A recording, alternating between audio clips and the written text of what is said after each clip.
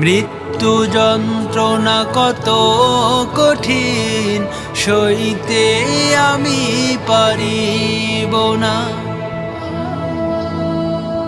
মসজিদের ওই পালকি খানা আসবে সবার দ্বারে সবার জানা। মসজিদের ওই পালকি খানা আসবে সবার দ্বারে সবার জানা। বড়ই পাতার গরম পানির শেষ গোসল দিবে সব জানা। গোসল শেষে সাদা কাফনে চির বিদায় দিবে হে মনা। গোসল শেষে সাদা কাফনে চির বিদায় দিবে হে মনা।